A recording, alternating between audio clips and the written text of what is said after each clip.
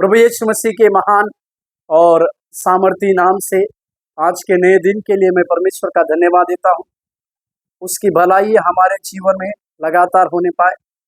वो एल शदाय परमेश्वर है।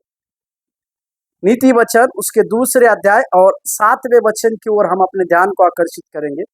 नीति वचन दूसरा अध्याय और 7वां वचन जो लिखा है, वह सीधे लोगों के लिए खरी बुद्धि रख छोड़ता है, जो खराई से चलते हैं उनके लिए वह ढाल ठहरता है। राजा सुलेमान दूसरे अध्याय में बुद्धि के बारे में लिखता है।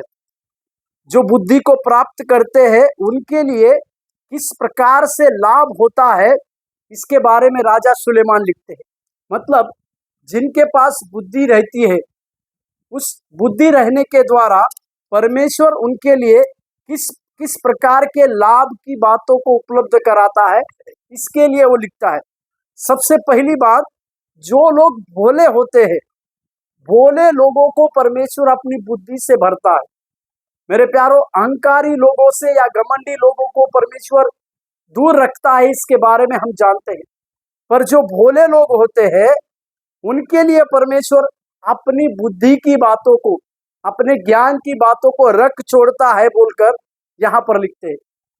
और जो सादे सीधे और सादे लोग होते हैं, जिनके मन निष्कपट होता है, उनके लिए बुद्धि एक परमेश्वर की ओर से एक बुद्धि रखी जाती है। साथ ही साथ जो खराई से चलते हैं उनके लिए वह ढाल ठहरता है।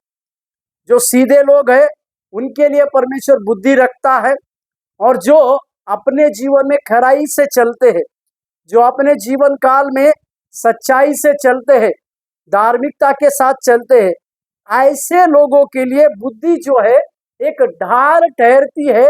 इसके बारे में यहाँ पर सुलेमान कहता है। मेरे प्यारों, आज सवेरे के समय में हम सीधे होने की आवश्यकता, सादे होने की आवश्यकता है, या सीधे लोग होने की आवश्यकता है।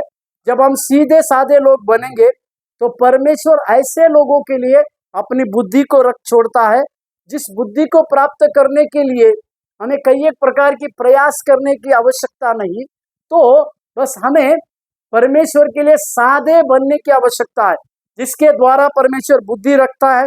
और हमें खराई के साथ चलने की आवश्यकता है। जब हम परमेश्वर के लिए खराई के साथ चलते हैं, धार्मिकता के साथ चलेंगे, तो यही बुद्धि हमारी एक ढाल बनकर हमारी रक्षा करेगी, हमारे संरक्षण की बातों को करेगी, और हमें लगातार उन सारे खतरों से बचा के रखेगी, जिस खतरों का मुकाबला करने की शक्ति परमेश्वर हमें इस बुद्धि के द्वारा देगा।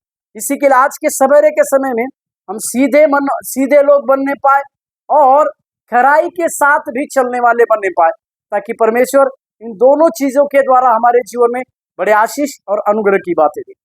प्रभु आपको आशीष दे। धन्यवाद।